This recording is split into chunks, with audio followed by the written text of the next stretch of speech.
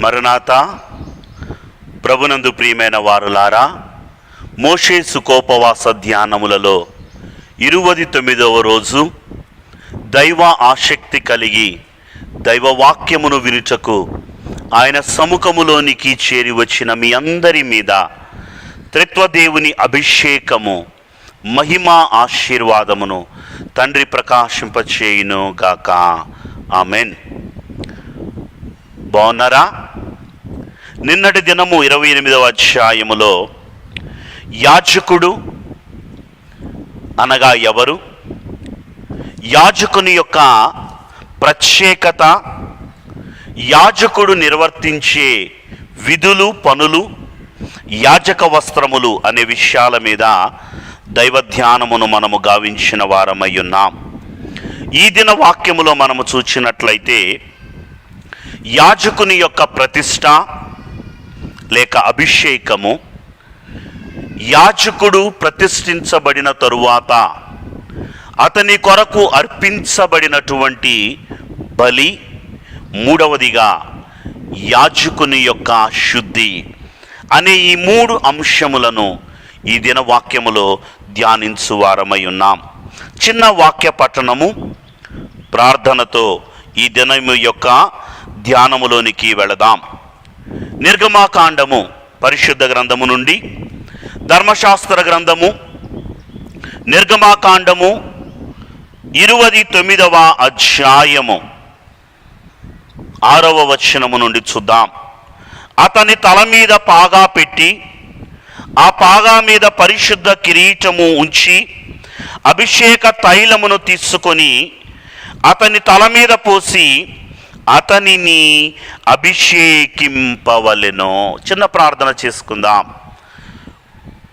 కృపా సత్య స్వరూపివై ఉన్న మా పరలోకపు తండ్రి,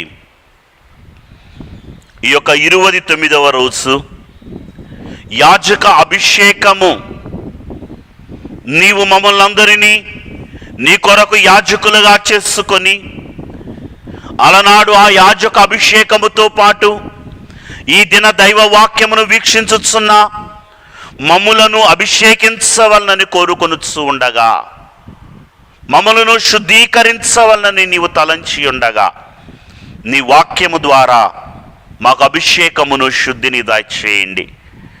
నీ దాసుడను దైవ యాజకుడను నేను నిలిచి ఉండగా నన్ను మరుగుపరచండి. నా స్వరమునకు మీ స్వరమును అద్దండి. నీ ఆత్మ యొక్క స్వరమును నీ సంఘమునకు వినిపింపచేయుమని అద్వితీయుడైన యేసు నామములో బ్రతిమాలు వేడుకుంటున్నాము తండ్రి. ఆమేన్. త్రిత్వదేవుని మహిమాశీర్వాదము వీక్షించుచున్న మీ ఎల్లరకును తోడయ్యుండును గాక. ఆమేన్. ప్రభునందు ప్రియమైన వారులారా, మనం చూస్తే యాజకుని ప్రతిష్ట, యాజకుని ప్రతిష్ఠించుట లేక అభిషేకించుట. యాజకుని అభిషేకించడానికి పూర్వము చేయవలసిన కార్యములు మనకి ఈ పరిశుద్ధ గ్రంథము 29వ అధ్యాయంలో కనబడుతూ ఉన్నాయి. 4వ వచనం నుండి చూస్తే, ప్రత్యక్షపు గుడారము ద్వారము దగ్గరకు అతనిని తీసుకొని వచ్చి నీళ్లతో వారికి స్నానమును చేయించి, 1 పరిశుద్ధ స్థలములోనికి తీసుకొని రావాలి, వారికి స్నానమును జరిగింప చేయాలి. ఈ స్నానము ఈ కాలములో క్రీస్తు యొక్క బాప్తిస్మమునకు సాదృశ్యమై ఉన్నది. ఈ పరిశుద్ధాత్మ బాప్తిస్మము దేవుని పరిశుద్ధ మందిరములో జరిగింపబడవలసినదై ఉన్నది. ఎందుకు ఈ స్నానము ప్రత్యక్షపు గుడారపు ద్వారము దగ్గర అంటే, దైవజనులు దేవదాసయ్య గారు రాస్తూ చెప్పిన మాట, క్రీస్తు నామము దాల్తుము స్నాన క్రియ జరుగు సమయంబున, స్నాన క్రియ జరుగు సమయంబునా క్రీస్తు నామము లేని క్రియలన్నీ వ్యర్థంబే వాస్తవంబే ప్రభువునకు జన్మ వారసుల మౌదము జన్మ వారసుల మౌదము గణపాత్సుడి దేవుని త్రైక జనకూడవు ఏకాత్ముని. ప్రభునందు ప్రియమైన వారులారా, ఎందుకు ఈ స్నానము అంటే, ఒకటి క్రీస్తు నామమును దాల్చడానికి లేదా దేవదేవుని యొక్క నామమును దాల్చడానికి, దేవదేవునికి జన్మ వారసులము చేయడానికి ఈ స్నానము కనబడుతూ ఉన్నది.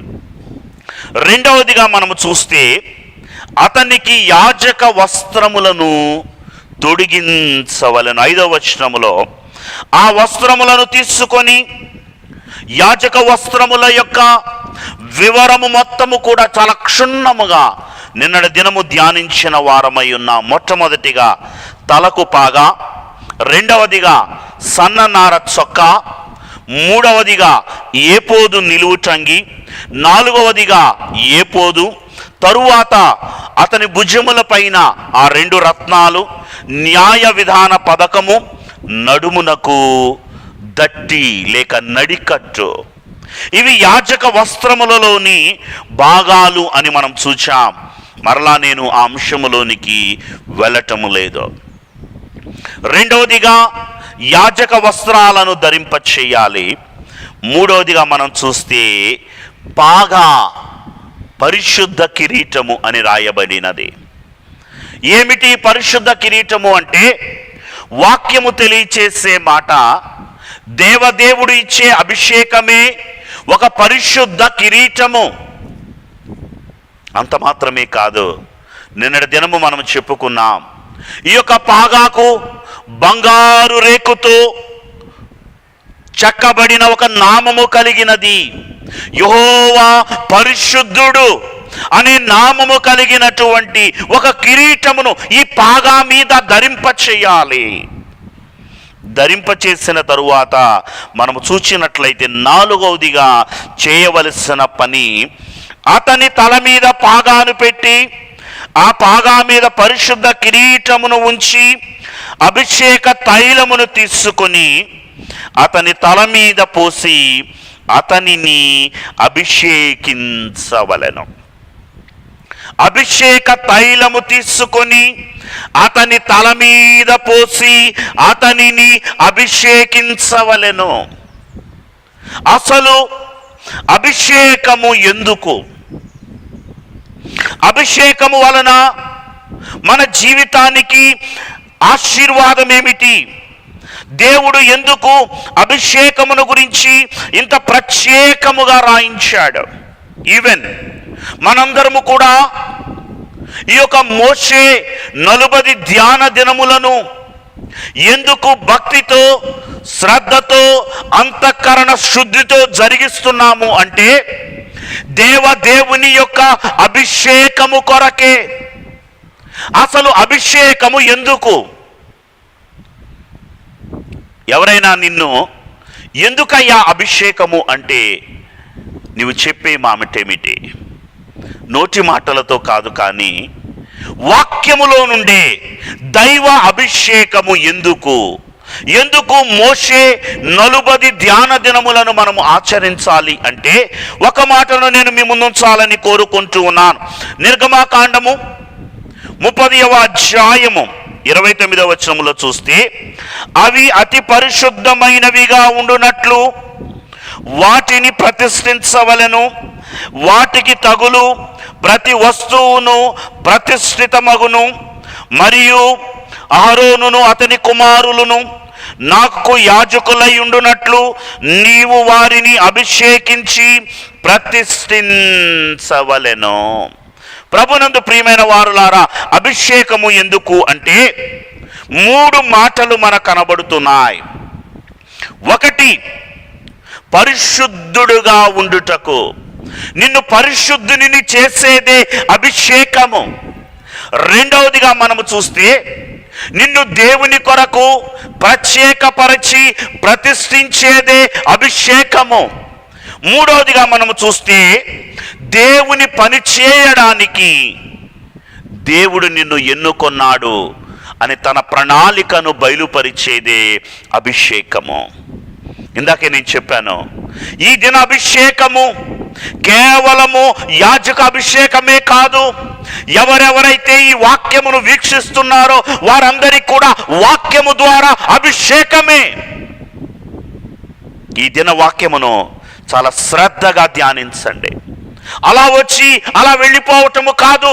వచ్చిన వారందరూ ఎవరైతే జాగ్రత్తగా ఈ వాక్యం మొత్తాన్ని ధ్యానిస్తారో, యాజకునిగా దేవుని మందిరంలో నుంచుని చెప్తున్నాను, మీ అందరి మీద కూడా ఈ అభిషేకం వస్తుంది.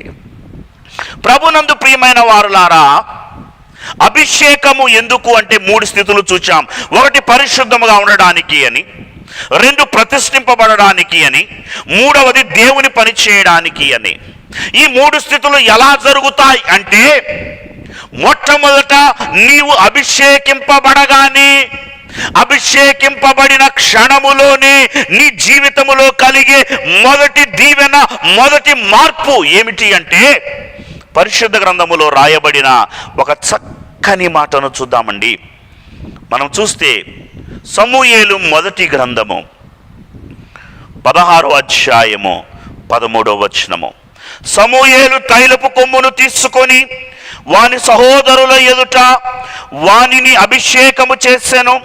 నాట నుండి యెహోవా ఆత్మ దావీదు మీదకి బలముగా వచ్చెను. నీవు అభిషేకము పొందిన వెంటనే నీ జీవితములో కలిగే మొదటి ఆశీర్వాదము, నాట నుండి యెహోవా ఆత్మ వాని మీదకు బలముగా వచ్చెను. వాక్యం వింటున్న వారులారా, అభిషేకములోనికి ప్రవేశించిన వారులారా, యెహోవా ఆత్మ బలముగా మీ మీదకి రప్పించాలి అని దేవాది దేవుడు ఈ దినము కోరుకుంటూ ఉన్నాడు. అభిషేకము వలన ఏమి జరుగుతుంది? అభిషేకములో ఉన్న ఆశీర్వాదములేమిటి? చాలా క్లుప్తముగా 7 విషయాలను ఈ దినము నేను మీ ముందుంచాలని కోరుకుంటున్నాను. అభిషేకము వలన జరిగే ఆశీర్వాదము. మొట్టమొదటిగా చూస్తే అభిషేకము వలన 3 వస్తాయండి. 1 అర్హత వస్తుంది, 2వది ధన్యత వస్తుంది, 3వది యోగ్యత వస్తుంది. ఏమిటి అర్హత, ఏమిటి ధన్యత, ఏమిటి యోగ్యత అంటే, 1 అభిషేకము వలన నీ వ్యక్తిగత స్థితి మార్చబడుతుంది. ఇప్పుడు మనము అహరోను కుమారుల యొక్క అభిషేకమును చూస్తూ ఉన్నాం. అహరోను యొక్క వ్యక్తిగత స్థితి ఏ రీతిగా మార్చబడినది అభిషేకమును బట్టి అంటే, ఒకప్పుడు అహరోను కూడా అందరిలో ఒకరి వంటి వాడే. అహరోను కూడా ఆ యొక్క ఐగుప్తులో బానిసగానే ఉన్నాడు. కానీ దేవుడు ఎన్నుకొనడాన్ని బట్టి అహరోను ప్రత్యేకుడయ్యాడు. ఎంత ప్రత్యేకుడు అంటే, ప్రత్యక్షపు గుడారములోనికి ప్రవేశించే అర్హత, పరిశుద్ధ స్థలములోనికి, అతి పరిశుద్ధ స్థలములోనికి వెళ్ళగలిగినటువంటి అర్హతను సంపాదించాడు. అభిషేకము పరిశుద్ధ స్థలములోనికి, అతి పరిశుద్ధ స్థలములోనికి వెళ్ళగలిగిన అర్హతను నీకు ఇస్తుంది. పరిశుద్ధ స్థలము దేవుని యొక్క పరలోకమైతే, అతి పరిశుద్ధ స్థలమే దేవుని యొక్క కుడిపార్శ్వమైన సింహాసనము. రెండవదిగా మనము చూచినట్లయితే, అభిషేకము వ్యక్తిగత స్థితిని మారుస్తుంది అన్నాం. రెండవదిగా అభిషేకము దైవ స్వరమును వినగలిగిన ఆధిక్యతనిస్తుంది. సమాజమునకు దైవ మార్గమును తెలియచేయగలిగిన ధన్యతనిస్తుంది. అహరోను జీవితములో దైవ స్వరము అభిషేకమును బట్టి అహరోను వినగలుగుతున్నాడు. నిన్ననే మనము చూచాం అతని యొక్క గుండెల మీద విధాన పథకము. ఆ విధాన పథకములో ఊరీము తుమ్మీము ఇది దేవుని యొక్క అంతరంగమును, దైవ ఆజ్ఞ నియమములను అహరోనుకు తెలియపరిస్తే అహరోను దానిని సమాజమునకు తెలియపరిచేవాడు.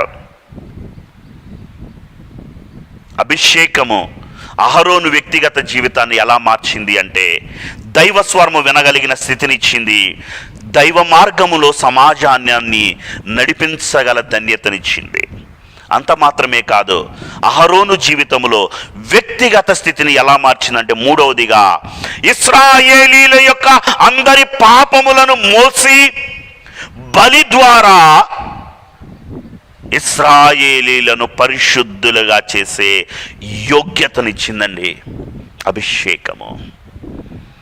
ఇశ్రాయేలీలను పరిశుద్ధులుగా చేసినవాడు దైవ మహిమను బట్టి, బలిని బట్టి అహరోను. ఒకటి, అతని వ్యక్తిగత స్థితి మార్చబడింది.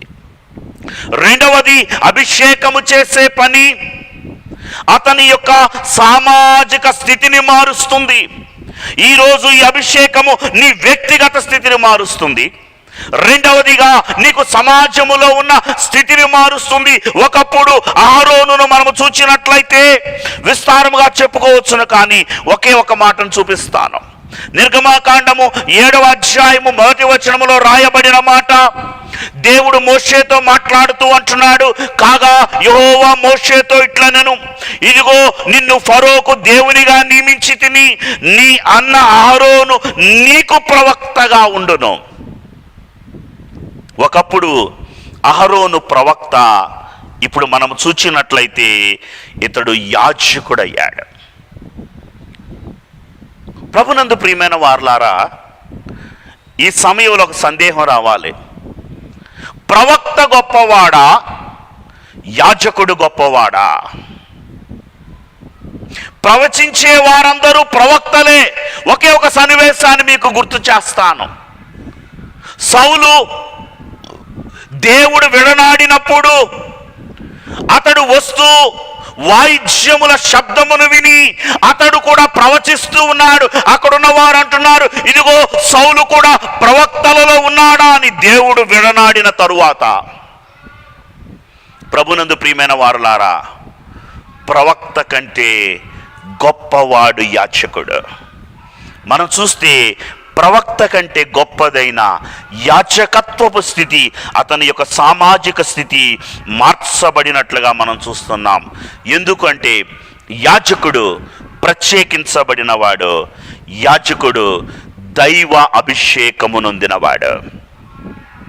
ఈ దినము దేవుడు ఈ వాక్యమును వీక్షించుతున్న ప్రతి ఒక్కరిని కూడా ప్రత్యేకింపబడిన వారిగా, దైవ అభిషేకము నొందిన వారిగా చెయ్యాలి అని కోరుకుంటూ ఉన్నాడు.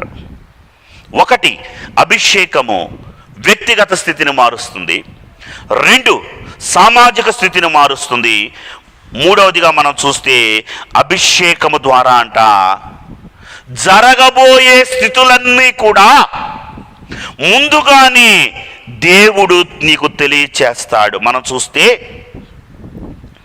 యోహాను రాసినటువంటి మొదటి పత్రిక 2వ అధ్యాయము 20వ వచనములో రాయబడిన ఒక చక్కని మాట, అయితే మీరు పరిశుద్ధుని వలన అభిషేకము పొందిన వారు గనుక సమస్తమును ఎరుగుదురు.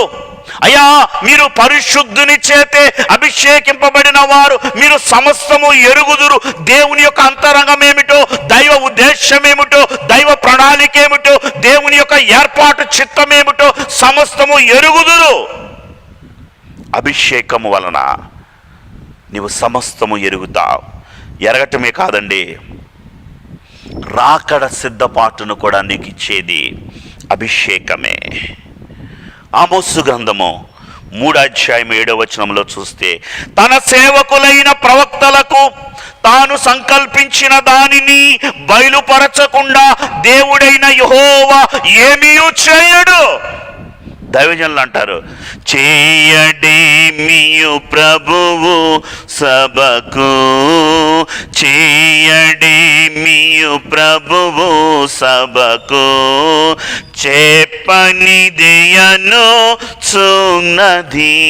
చేయడేమి ప్రభు సభకు చెప్పనిదే. ప్రభునందు ప్రియమైన వారులారా, మూడోదిగా అభిషేకము నొందిన నీకు దేవుడు సమస్తమును తెలియపరుస్తాడు. 4, అభిషేకము వలనంట కేవలము నీకు మాత్రమే కాదు దీవెన, నీ తరతరములకు దీవెనే. ప్రభు అంటాడు, నన్ను ప్రేమించు వారిని 1000 తరముల వరకు నేను ప్రేమిస్తాను. ఒక అహరోను మీదకే కాదు ఆశీర్వాదము, అహరోను యొక్క 4 కుమారుల మీదకు వచ్చింది. అహరోనును బట్టి లేవి వంశము మీదకు వచ్చింది ఆశీర్వాదము. రెఫరెన్సెస్ చూపిస్తే సమయం విస్తారంగా అవుతుంది కాబట్టి నేను ముందుకు వెళుతున్నాను. ప్రభునందు ప్రియమైన వారలారా, మనం చూస్తే అభిషేకము వలన నీ తరతరములకు దీవెన అని ప్రభు 4వదిగా తెలియచేస్తున్నాడు. 5వదిగా మనం చూస్తే అభిషేకము పొందిన వారు దేవునికి దగ్గరగా ఉంటారు. నీకు అభిషేకం ఉందా? దేవుడు నిన్ను అభిషేకించాడా? ఒక పొరపాటును బట్టి తప్పిపోవచ్చును, కానీ దేవుడు నిన్ను మరలా తన హస్తముల్లోనికి తీసుకుంటాడు. దైవజనులు అంటారు, చాలా మారులు తప్పిపోతిని మేలుగానక నాయనా, చాలా మొరలా నాలకించుము జాలిగలనా నాయనా. అభిషేకం ఉంటే దేవుడు నిన్ను దిద్దుతాడండి. ప్రభునందు ప్రియమైన వారలారా, అభిషేకం ఉంటే దేవునికి దగ్గరగా ఉంటాం. లేవియా కాండము 10వ అధ్యాయంలో చూస్తే అభిషేకమునందిన వాడు ఎలా ఉండాలో అనేకమైన విధి విధానాలు ప్రభువు అక్కడ రాస్తున్నట్లుగా మనం చూస్తున్నాం. అంత మాత్రమే కాదు, 6వదిగా మనం చూస్తే అభిషేకము ఎలాంటిది అంటే, లేవియా కాండము ప్రభు తెలియచేస్తున్నాడు. లేవియా కాండము 21వ అధ్యాయము 12వ వచనములో చూస్తే, దేవుని అభిషేకమనిడి కిరీటముగా అతని మీద ఉండును గనుక అతడు పరిశుద్ధ మందిరమును విడిచి వెళ్ళరాదు. తన దేవుని పరిశుద్ధ మందిరమును అపవిత్రపరచరాదు, నేనే యెహోవాను. మనం చూస్తే అభిషేకమనున్నది ఎలాంటిదయ్యా అంటే, ఇది నీకు ఒక కిరీటము వంటిది. అభిషేకము దేవుడిచ్చే ఒక కిరీటం అండి. ఈ కిరీటం నీకుందా? ప్రభునందు ప్రియమైన వారలారా, అభిషేకమును గురించి 6 స్థితులు చెప్పుకున్నాం. 1, అభిషేకము మన వ్యక్తిగత స్థితిని మారుస్తుంది. 2, మన సామాజిక స్థితిని మారుస్తుంది. 3, అభిషేకము జరగబోయే వాటిని నీకు ముందుగా తెలియచేస్తుంది. 4, అభిషేకము నీకు మాత్రమే కాదు నీ తరతరాలకు దీవెనను తెస్తుంది. 5, అభిషేకము పొందిన నీవు దేవునికి దగ్గరగా ఉంటావు. 6, అభిషేకము ఒక కిరీటము వంటిది. 7వదిగా మనం చూస్తే ఈ అభిషేకమును గురించి, అభిషేకము ఎలాంటిది అంటే, సమూయేలు మొదటి గ్రంథము 10వ అధ్యాయము 1వ వచనములో చూస్తే సౌలు అభిషేక స్థితి మనకు కనబడుతుంది. అభిషేకము పొందిన సౌలుతో ప్రవక్త అయిన సమూయేలు చెప్పుచున్న మాట, నాట నుండి యెహోవా తన స్వాస్థ్యము మీద నిన్ను అధికారిగా చేశాడు. 7, అభిషేకము వలన దేవుని స్వాస్థ్యము మీద అధికారం వస్తుంది. దేవుని స్వాస్థ్యము మీద దేవుడు మనలను అధికారులుగా చేస్తాడు. పరిశుద్ధ గ్రంథములో రాయబడిన మాట, భూమియు దాని సంపూర్ణతయు లోకమును దాని నివాసులను యెహోవాయే, మనం ఆయన స్వాస్థ్యము. ఈ సర్వలోకమును ఆయన స్వాస్థ్యము. ఈ సర్వలోకమునకు నిన్ను దేవుడు అభిషేకము ద్వారా అధికారిగా చేయాలని కోరుకుంటున్నాడు. యాజక అభిషేకము మనం చాలా ఈజీగా తీసుకుంటాం. ఎందుకు అభిషేకము అంటే, ఎందుకు మోషే ఉపవాస దినాలు అంటే, ఈ యొక్క 7 రకాల ప్రత్యేకతలు ఉన్నాయి. కేవలం ఇవి మాత్రమే కాదు, మరి అభిషేక దినమైన నలుబదియవ దినము ఇంకా అనేకమైన విషయాలను విస్తారముగా నేను మీతో మాట్లాడాలని కోరుకుంటూ ఉన్నాను. ప్రభునందు ప్రియమైన వారులారా, కేవలము అభిషేకముతో ఆగిపోలేదు. అభిషేక అనంతరము జరిగిన కార్యములను మనము చూచినట్లయితే, ప్రారంభమే దేవుడు నిర్గమాకాండము 29వ అధ్యాయము 3 బలులను గురించి చెప్పాడు. మొట్టమొదటిగా పాప పరిహారార్థ బలి, రెండవదిగా దహన బలి, మూడవదిగా సమాధాన బలి. దేవుడు చెప్పాడు నిర్గమాకాండము 29వ అధ్యాయము ప్రారంభములో, వారు నాకు యాజకునగునట్లు వారిని ప్రతిష్ఠించుటకు నీవు వారికి చేయవలసిన కార్యమేదనగా, ఒక కోడెదూడను, కళంకము లేని 2 పొట్టేళ్లను,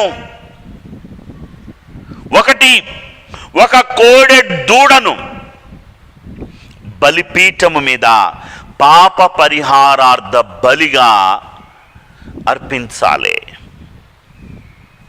మనం చూస్తే ఈ యొక్క అర్పణ క్రమము 10వ వచనము నుండి మనకు కనబడుతుంది. ఈ కోడె దూడను తెచ్చినప్పుడు యాజకుడైన అహరోనుతో పాటు యాజకులుగా అభిషేకింపబడిన 4 కుమారులు ఈ యొక్క కోడె దూడ మీద తల మీద వారి యొక్క హస్తాలు ఉంచాలి. వారందరి నిమిత్తము ఇది వధించబడాలి. వధించబడిన దానిని దహించి పాలెము బయట పారవేయబడాలి. ఎందుకు అంటే ఇది పాప పరిహారార్థ బలి. ప్రభు అంటున్నాడు, మనం చూస్తే 14వ వచనంలో, ఆ కోడె మాంసమును, దాని చర్మమును, దాని పేడను పాలెమునకు వెలుపల అగ్నితో కాల్చివేయవలెను. అది పాప పరిహారార్థమైన బలి. మొట్టమొదటిది పాప పరిహారార్థ బలి. ఈ 5 బలులను గురించి కూడా నేను అంతకుముందు మీకు తెలియచేశాను. లేవియాకాండములో ఉన్నటువంటి 5 బలులు. 1 పాప పరిహారార్థ బలి. రెండవదిగా మనము చూచినట్లయితే 15వ వచనములో, నీవు ఆ పొట్టేళ్లలో ఒకదానిని తీసుకొనవలెను. మరలా సేమ్ ప్రాసెస్. అహరోను అతని కుమారులు దాని మీద చేతులు ఉంచాలి. ఉంచిన తరువాత దానిని దహన బలిగా అర్పించాలి. మనం చూస్తే 18వ వచనములో, బలిపీఠము మీద ఆ పొట్టేళ్లంతయు దహించవలెను. అది యెహోవాకు దహన బలి, యెహోవాకు ఇంపైన సువాసన కలిగిన హోమము. రెండవదిగా మనం చూస్తే దహన బలి, యెహోవాకు ఇంపైన సువాసన హోమము. దహన బలి అయిపోయింది. 3వ బలిని మనం చూచినట్లయితే సమాధాన బలి మనకు కనబడుతుంది. ఏంటి ఈ సమాధాన బలి అంటే, ఇక్కడ రాస్తున్న మాట 20వ వచనములో మనం చూచినట్లయితే, 2వ పొట్టేలును తీసుకొనవలెను.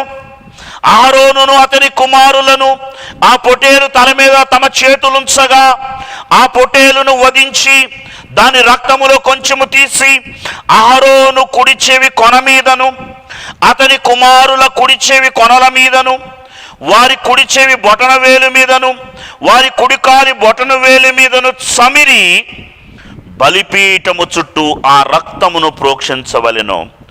మరియు నీవు బలిపీఠము మీదనున్న రక్తములోను అభిషేక తైలములోను కొంచెము తీసి అహరోను మీదను, అతని వస్త్రముల మీదను, అతనితోనున్న అతని కుమారుల మీదను, అతని కుమారుల వస్త్రం మీదను ప్రోక్షించవలను. అప్పుడు అతడు అతని వస్త్రములను, అతనితోనున్న అతని కుమారులను, అతని కుమారుల వస్త్రములను ప్రతిష్ఠితములగును. ఈ యొక్క అభిషేకము ఎప్పటికి పూర్తయిందయ్యా అంటే 3వ బలితో పూర్తయింది. మొట్టమొదటిగా ప్రత్యక్షపు గుడారము దగ్గరకు తీసుకొని రావాలి, స్నానమును జరిగించాలి. రెండవదిగా అభిషేక తైలముతో వారిని అభిషేకించాలి. అభిషేకించిన తరువాత పాప పరిహారార్థ బలిని అర్పించాలి. రెండవదిగా మనము చూచినట్లయితే యెహోవాకు ఇంపైన సువాసన కలిగిన బలి, దహన బలి నర్పించాలి. మూడవదిగా సమాధాన బలి నర్పించాలి.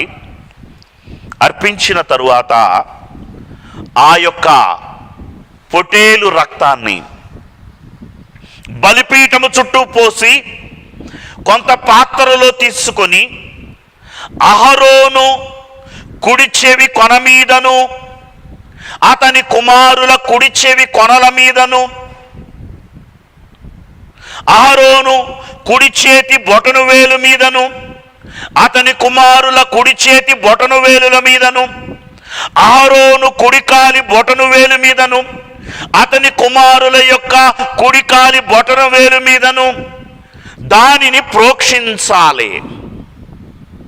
అంత మాత్రమే కాదు, ఆ రక్తాన్ని ఈ యొక్క అభిషేక తైలములో పోసి వారి యొక్క వస్త్రముల మీద చమర్చినప్పుడు వారు ప్రతిష్ఠించబడతారు. ప్రభునందు ప్రియమైన వారులారా, దీనినే మనము శుద్ధిగా చూస్తున్నాం. దైవజనులు దేవదాసయ్య గారు 7 శుద్ధులను గురించి రాశారు. మరి ఇప్పుడు ఆ 7 శుద్ధులను గురించి వివరించే సమయము లేదు కాబట్టి వాక్యములో అహరోను కుమారులకును జరిగినటువంటి ఈ 3 శుద్ధులను గురించి నేను మీకు తెలియచేస్తాను. ముందే చెప్పాను, ఈ దిన వాక్యములో అభిషేకమును గురించి, బలిని గురించి, శుద్ధిని గురించి మనము ధ్యానించే వారమై ఉంటాము అని. ప్రభునందు ప్రియమైన వారులారా, ఎందుకు ఈ యొక్క రక్తము చేత శుద్ధి? ఎందుకు రక్తమును వారి కుడి చెవి కొన మీద, కుడి చేతి బొటను వేలు మీద, కుడికాలి బొటను వేలు మీద ప్రోక్షించాలి? వాక్యం వింటున్న వారులారా, ఈ యొక్క శుద్ధి కేవలము అహరోను కుమారులకే కాదు, ఈ దినము వాక్యము వినుచున్న నీకును నీ కుటుంబీకులు అందరికి కూడా దేవుడు చేయాలని కోరుకుంటూ ఉన్నాడు. ఇప్పుడే చెప్పాను, యాజకుడు అనగా దైవ అంతరంగమును ఎరిగి సమాజమునకు తెలియచెప్పేవాడు. యాజకునిగా నేను చెప్పుచున్న మాట ఇది. మనం చూస్తే ఎందుకు కుడి చెవి కొన మీద ఈ రక్తముతో శుద్ధి అంటే ఒకే ఒక మాటను నేను మీ ముందు ఉంచాలని కోరుకుంటున్నాను. యోబు గ్రంథము 34వ అధ్యాయము 3వ వచనములో మనం చూస్తే, అంగిలి ఆహారమును రుచి చూచునట్లు చెవి మాటను పరీక్షించును. చెవితో వింటామా, తింటామా? చెవితో వింటాం. అంగిలి ఆహారాన్ని పరీక్షించినట్లు, అంగిలి ఆహారాన్ని రుచి చూచినట్లు చెవి ఏం చేయాలయ్యా అంటే మాటను పరీక్షించాలి. వినబడిన మాటనన్నింటినీ నమ్మేయకూడదు. ఇది యాజకునికి, దేవుని సంఘమై ఉన్న దేవుని బిడ్డలకు ఉండవలసిన మొదటి లక్షణం. మనం చూస్తే ఏదైనా సరే మన యొక్క మైండ్లో స్టోర్ అవ్వడానికి దేర్ ఇస్ 2 ఇన్పుట్స్. ఒకటి మన యొక్క చెవి, రెండవది మన యొక్క కన్ను. కన్ను చూస్తుంది, చెవి వింటది. చూచి వినిన దానిని బ్రెయిన్లో స్టోర్ చేసుకుంటుంది. తరువాత ఎన్ని చెప్పినా విందో. చూసాం, అదేంటి అంటే ట్యూబ్ లైట్ అన్నారు. కన్ను చూచింది, చెవి వినింది. తరువాత వచ్చి ఇంకెవరైనా అది ట్యూబ్ లైట్ కాదు, అది ఫ్యాన్ అనో, అది చైర్ అనో, అది మొబైల్ అనో ఏం చెప్పినా సరే, వన్స్ ఇది స్టోర్ అయిపోయింది, అది మాత్రమే ఉంటుంది. అందుకే ప్రభు అంటున్నాడు, చెవి మీద ఎందుకు అభిషేకం చేయాలో తెలుసా? చెవి మాటను పరీక్షించేదిగా ఉండాలి. ప్రభునందు ప్రియమైన వారలారా, చెవుల ద్వారా మనం వింటాం. ఏం వింటాం? అన్నీ వింటాం. దైవవాక్యమును వింటాం, లోక వార్తలు వింటాం, దేవునికి ఇష్టములైనవి, దేవునికి ఇష్టము లేనివి, దేవుడు అసహించుకునే అన్నీ వింటాం. ఈరోజు దేవుడు అంటున్నాడు, నీ కుడి చెవి కొన మీద ఎందుకు రక్తము చేత శుద్ధి చేయబడాలో తెలుసా? నీ చెవిలో పెరగాల్సింది, నీ చెవుల్లో ఉండాల్సింది గుబిలి కాదు, ఒక సెన్సార్ ఉండాలి. కానీ మాటలు లోపలకు వెళ్ళనివ్వకుండా ఉండే సెన్సార్. అయిష్టమైన మాటలు, లోకవార్తలు చెప్పుకొనకయ్యు నీ యొక్క అంతరంగములో, నీ యొక్క మస్తిష్కములో స్టోర్ అవ్వకుండా ఉండే సెన్సార్ ఉండాలి. మనం చూసినట్లయితే దేవాది దేవుడు ఎందుకు అహరోను చెవిని, అహరోను కుమారుల చెవిని అభిషేకించమన్నాడు? ఈ దినము మనందరి చెవులను దేవుడు ఎందుకు అభిషేకించాలని కోరుకుంటున్నాడంటే, ఒక మాటను చూద్దామండి. యెషయా గ్రంథము 50వ అధ్యాయము 4వ వచనములో మనం చూస్తే, అలసిన వానికి మాటల చేత ఊరడి కలిగించు జ్ఞానము నాకు కలుగునట్లు శిష్యునికి తగిన నోరు యెహోవా నాకు దయచేసి ఉన్నాడు. ఇది యాజకుని యొక్క పనిని చూపించేది. అలసిన వానికి, లోకములో ఉన్న శ్రమను బట్టి, బాధను బట్టి, ఇరుకును బట్టి, ఇబ్బందిని బట్టి, హృదయ వేదనతో, మనోవిచారముతో ఉన్న వారికంట దేవుని మాటల చేత ఊరడి కలిగిస్తుంది. ఆ జ్ఞానం ఎవరికిచ్చాడయ్యా అంటే యాజకుడికి ఇచ్చాడు.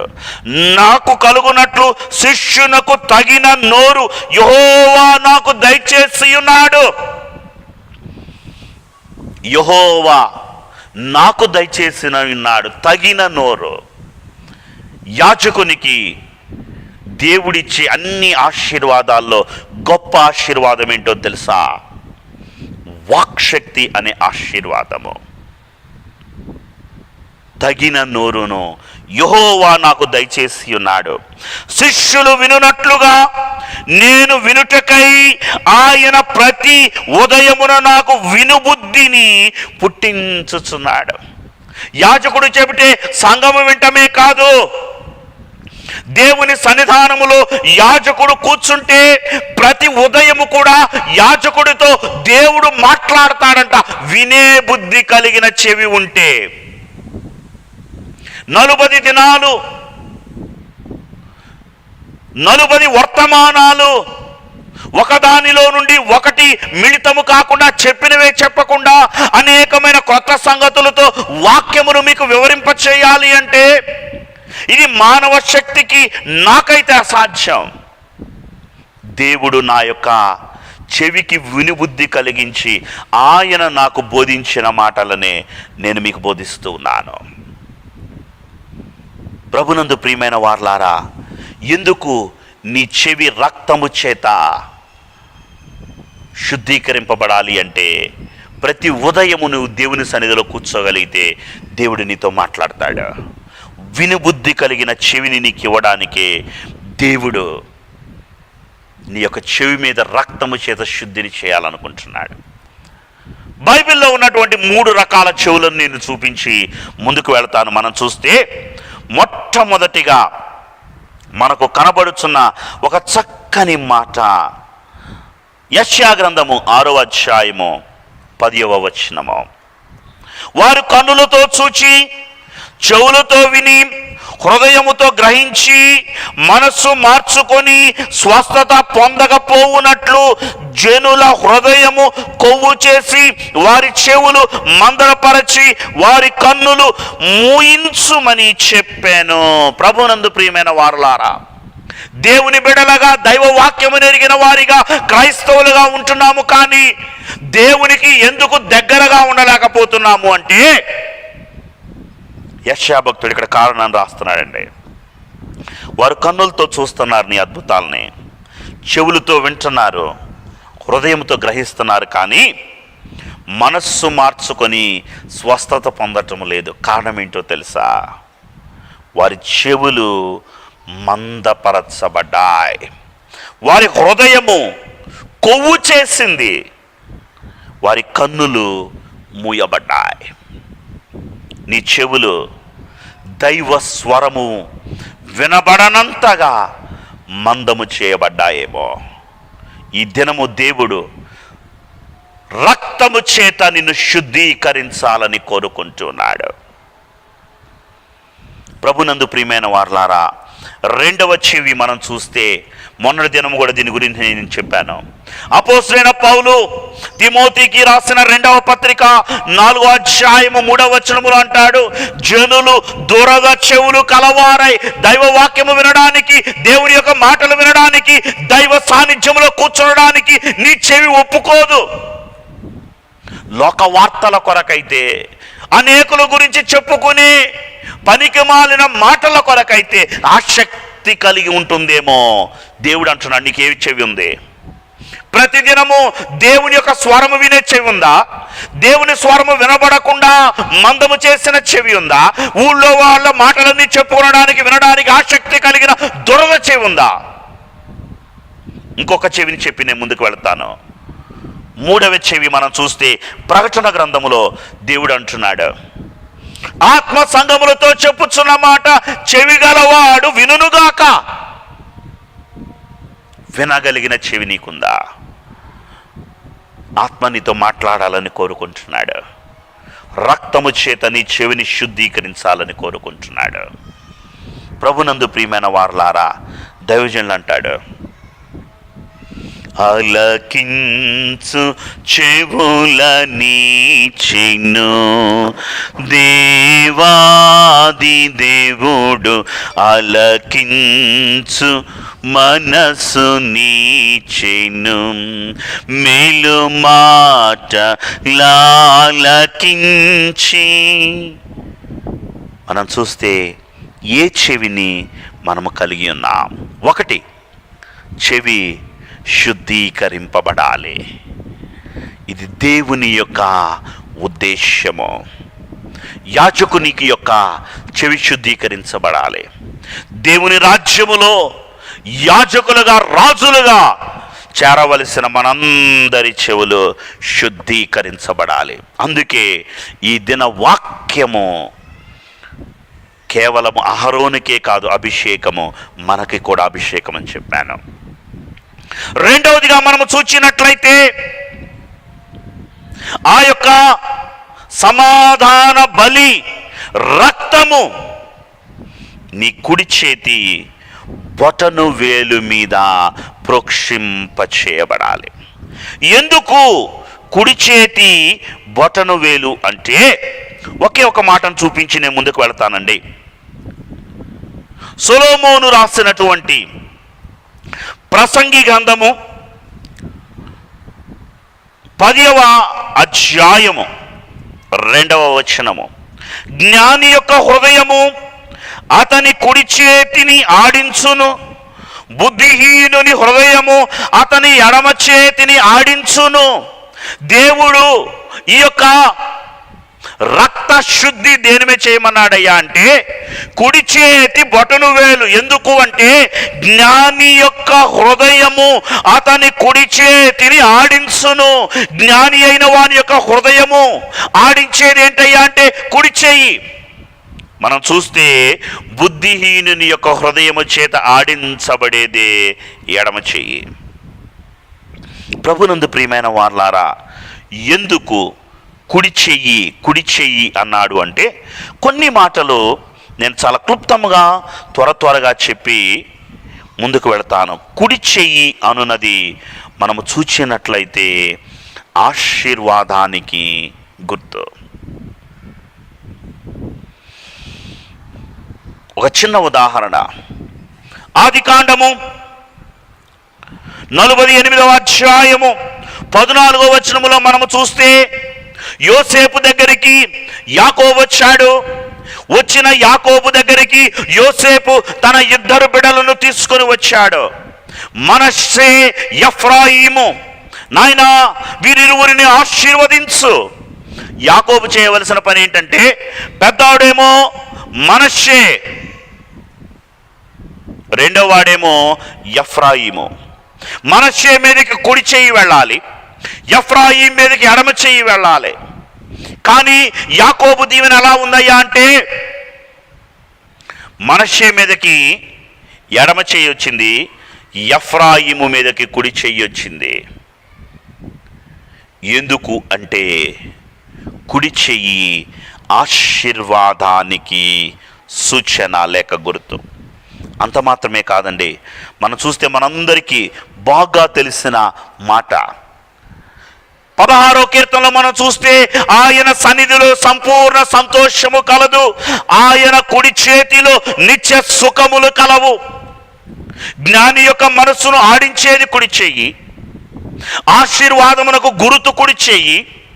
అంత మాత్రమే కాదు, కుడి చెయ్యి దేవుని నిత్య సుఖాలకు సాదృశ్యమైనదిగా మనకు కనబడుతూ ఉంది. ప్రభునందు ప్రియమైన వారలారా, 17వ కీర్తన 7వ వచనములో మనం చూస్తే కుడి చెయ్యి రక్షించే హస్తముగా కనబడుతూ ఉంది. అంత మాత్రమే కాదు, దేవుడంట నీ చేతిని పట్టుకుంటాడు. ఏ చేతిని పట్టుకుంటాడో తెలుసా?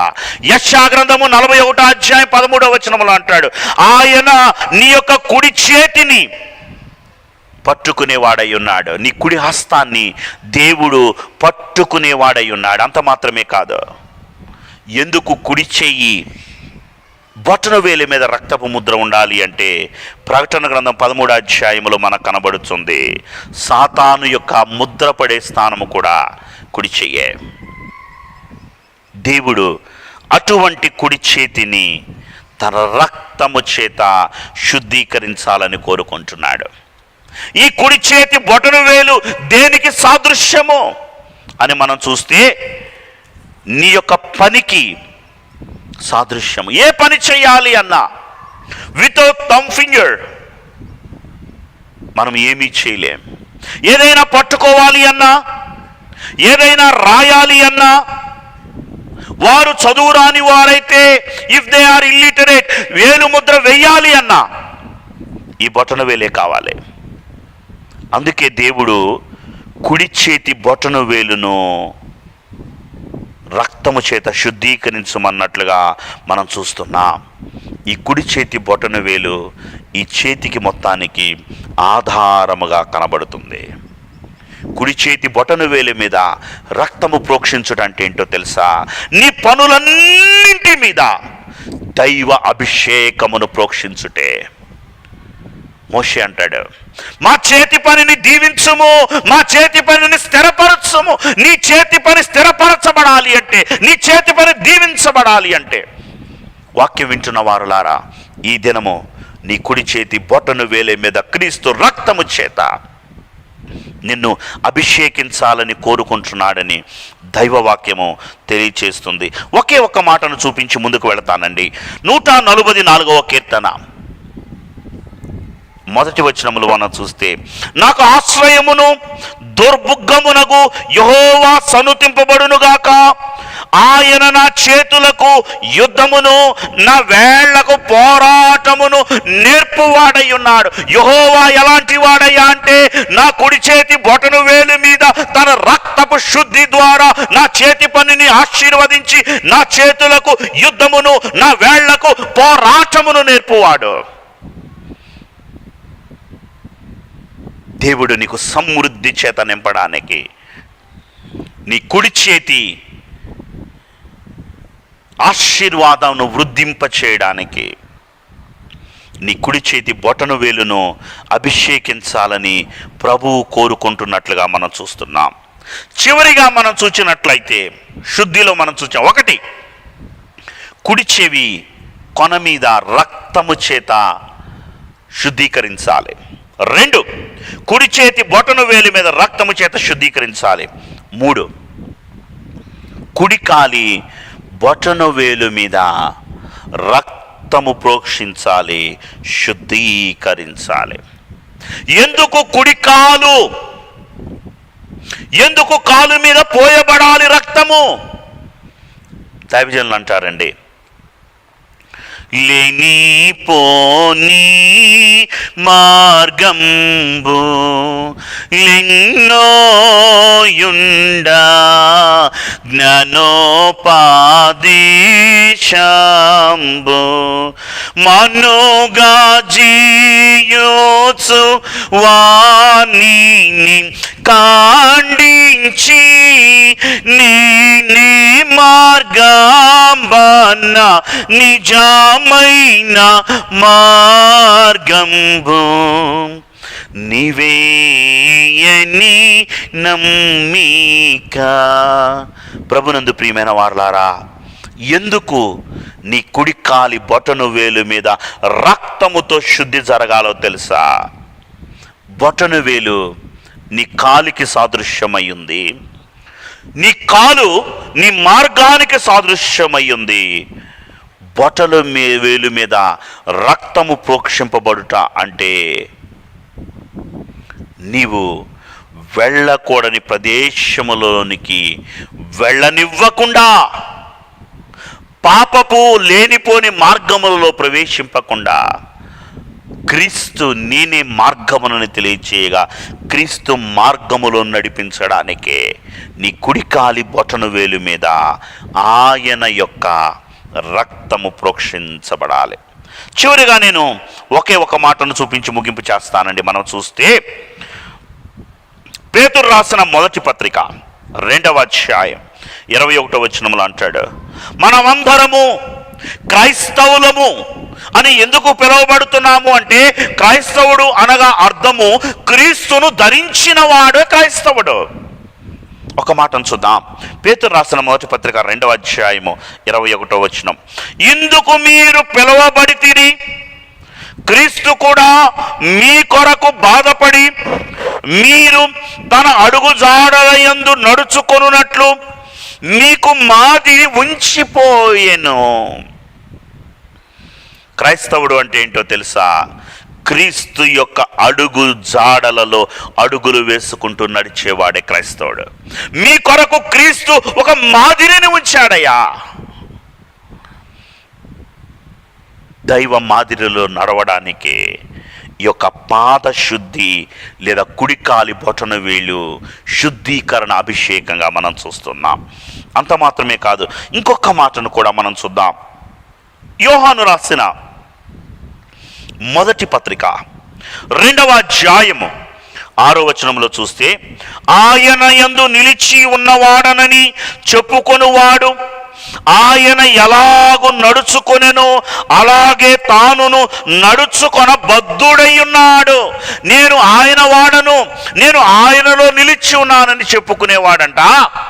ఆయన ఎలా నడిచాడో, ఎలా జీవించాడో అలాగునే నడవవలసిన వాడు, జీవించవలసిన వాడు. మనం ఆయన యందున్నామని దీని వలన తెలుసుకొనుచున్నాం. నీవు పరీక్షించుకోవాల్సిన మాట, నన్ను నేను పరీక్షించుకొనవలసిన మాట. మనము ఆయన యందు ఉన్నామని దీని వలన మనము తెలుసుకొనవలసిన వారమై ఉన్నాం. ప్రభునందు ప్రియమైన వారలారా, మనం చూస్తే యాజకుని పాదాలను, యాజకుని యొక్క కుడి కాలు బొటను వేలును దేవుడు రక్తముతో శుద్ధీకరించమన్నాడు. ఒకే ఒక్క మాట, ఎందుకు యాజకుని యొక్క పాదాలు లేక కాలి బొటను వేలు కాలుకి అని, కాలు మార్గానికి అని చూచాం. ఎందుకు రక్తము చేత అభిషేకించబడాలి, శుద్ధీకరించబడాలి అంటే, చివరిగా మనం చూద్దామండి. యెషయా గ్రంథము 52వ అధ్యాయం 7వ వచనం, సువార్త ప్రకటించుచు సమాధానము చాటించుచు సువర్తమానమును ప్రకటించుచు రక్షణ సమాచారము ప్రచురించు వాని పాదములు నీ దేవుడు ఏలుచున్నాడని సియోనుతో చెప్పుచున్న వాని పాదములు పర్వతముల మీద ఎంతో సుందరములయ్యున్నవి. ఏమండి?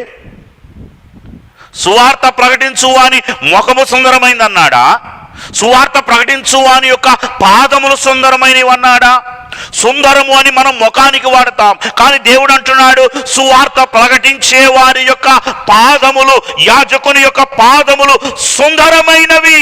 ఎందుకు అంటే వారు మోకరించేవారు, వారు ప్రార్థించేవారు, వారు దేవుని కొరకు నిలిచినవారు.